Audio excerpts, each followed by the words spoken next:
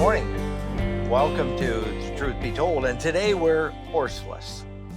The last two we did with Marzi and Olaf, and today we're here. And I'm Dwight, and this is Max. And I think of that every time we do that, and I think of Leroy. And it's a little video that a guy does. I'm Leroy, and that's Leroy behind the camera. And there's always something to do in Saskatchewan. And so we welcome you this morning as we come together, or this afternoon, or next week, or whenever you're listening and watching this. And so, welcome back, Max. Thank you. Been a minute. You've been, yeah. Well, and I think because Thanksgiving is coming up for us, it'll be after for you guys. But just some of the things that have been on my mind, and I'm sharing with some of my friends and stuff, and just a challenge for myself. The verse out of First Thessalonians 5:16-18, and that's rejoice always, pray continually, and give thanks in all circumstances, for this is God's will for you in Christ Jesus. And that's shared that with the guys because we had a conversation about praying, and we often pray and check a list and then move on with our day, and then forget about God for the rest of the day, and then come back and try to keep him in a box. And as we were going through that, it was more like, how do we invite him into our day? But not only invite him into our day, but thank him for the things that we're going through while we're doing the things, whether they're good things, because we should be counting our blessings and being thankful for those consciously. But then also through the challenges that we have, inviting him to be a part of that challenge and help us through that challenge, give us the feet for walking through that, and then giving thanks despite whether it works out in our favor or our perceived favor at that moment. That's the challenge for myself and everybody. So it's just some things I had on my mind. Yeah, I've been thinking about changes that have happened in our culture concerning Thanksgiving. It used to be that when we were in elementary school and middle school, that the classrooms would be decorated for Thanksgiving. Yeah. And I suppose with our school system being down here, there'll be no decorations whatsoever during the Thanksgiving. And that almost has shifted, though. There's nothing there, and the big celebration or whatever comes to decorate the classrooms for Halloween. Yeah. And also, I think that in our culture, again, going back to our culture, we've gone from giving thanks to Thanksgiving. And more as an event. More as a long weekend, right? And so this, what are you doing for Thanksgiving? Meaning, who's coming? Do you have family? Are you going away? Is it going to be a big meal? And that fact of where in the passage that you were looking at, and what Paul was saying was giving thanks. So that breaking that word up and taking and reversing the order, and us giving thanks to God, and really stopping and thinking about all of the things, both good and evil. Yeah. Right. Yeah. And that's says what all things. In all things. Not all good things that we perceive as good. Yeah. Although Paul does say in Romans chapter 8, he says that all things work together. It doesn't say all things work together for good. It doesn't say all things are good in the life of those that follow Jesus, but all things work together for good to them that love God and are called according to his purpose. And you can look back over your life and see some of the things when you're using the rearview mirror. Sometimes, and I had a great uncle, that he was a country guy, And he said, it's too bad that our hindsight wasn't, that our front sight wasn't as good as our hindsight. Mm. And we can often look back and we can see what God was doing in us, Mm. to us, and through us when we look at the hindsight. Yeah. But that foresight of what is God actually doing Mm-hmm. in the midst of what I'm going through, and what is he developing Yeah.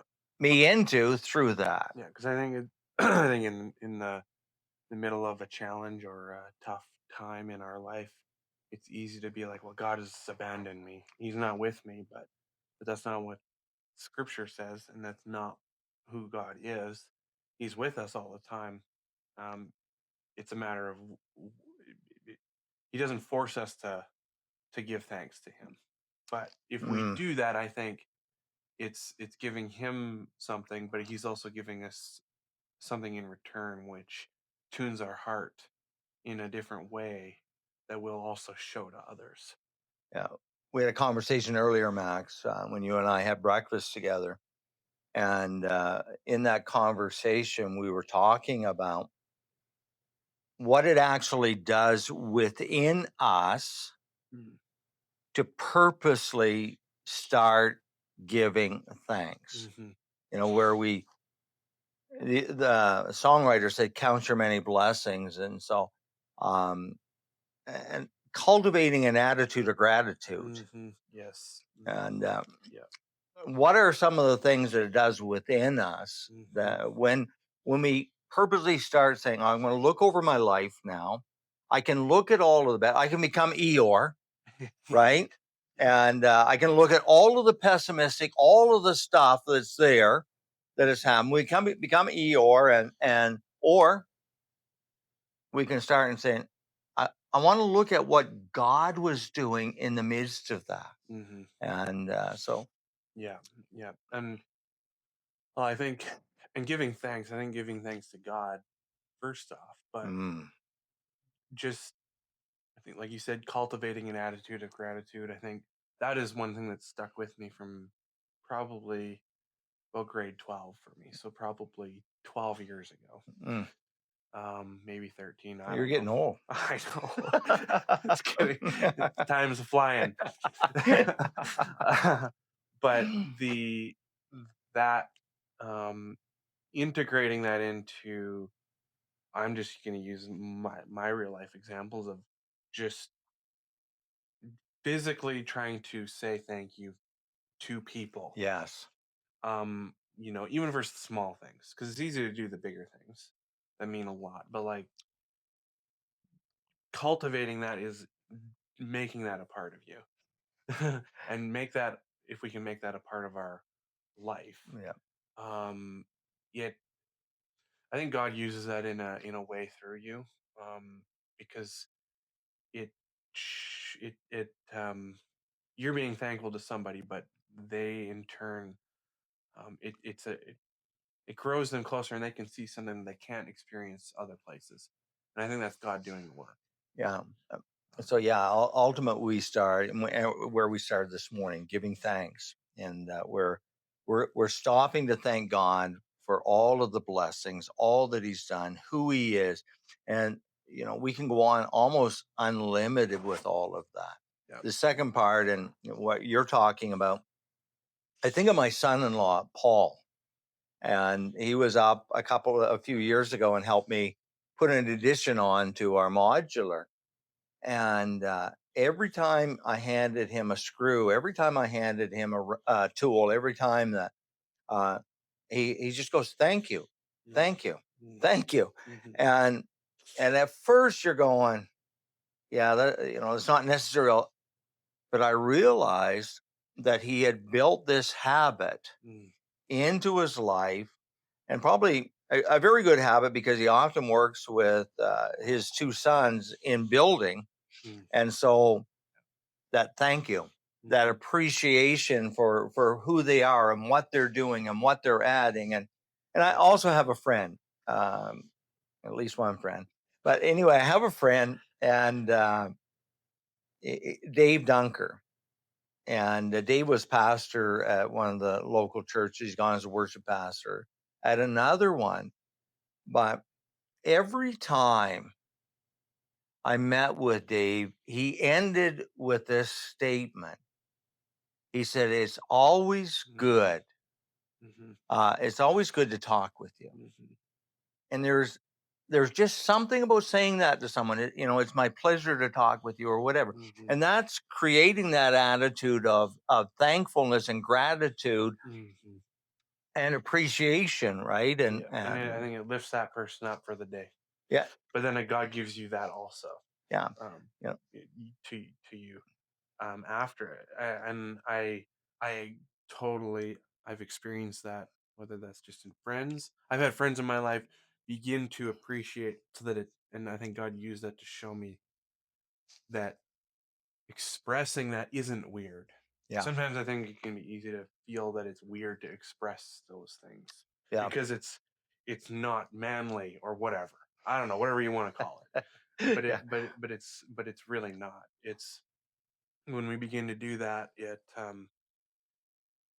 whether we're experiencing or getting something from them or not, and we're just simply thankful for who they are. Because I think if we can do that, even if we're not, especially if we're not gaining anything, where there's nothing to gain, that is it's like that person, you don't know where that person's at.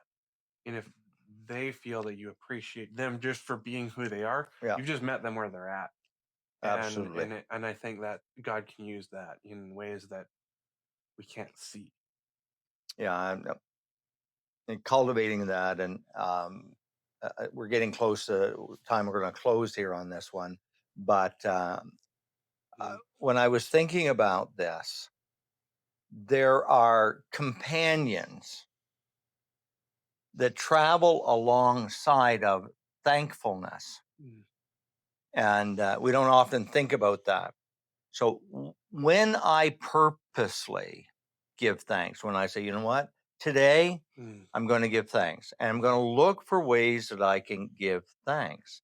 And there are companions that travel along with that.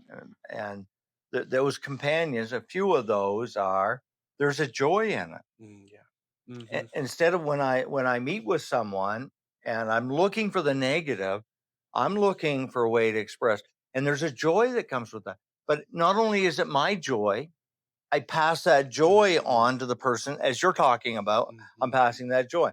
There's a peace in that, because I realize that when I give thanks, I'm giving thanks for this, and I'm at peace with what God is doing in my life and what God is allowing in my life. There's also, this gratitude. This gratitude comes along with it, and that develops in our character. And I was sharing with you at breakfast this morning. There's a few others. We may talk about those in another one. These companions that come alongside of that, and we begin to recognize those. But when we cultivate this in ourselves, it's also, I'm looking for the right word, but it's also contagious. That's what I was going to say. I was going to add that is it. If we have that, if other people want that, and so then and in time, I think that's what happened to me. For me, other people did that into my life, expressing that, and to me, and then I thought, okay, if I express this, well, that feels weird. But then it always feels like something that I desire. So then it's like, well, other people probably want that too. Don't recognize that, but when you start to do that, it becomes something that flows out naturally, and it's a positive, fruitful thing, not a negative, degrading, worldly thing, if you will. Yeah. Okay. Well, thank you for joining us on Truth Be Told. I'm Dwight. This is Max, and we're glad to have you, Max, back, and we're glad to have you back with us for this Truth Be Told.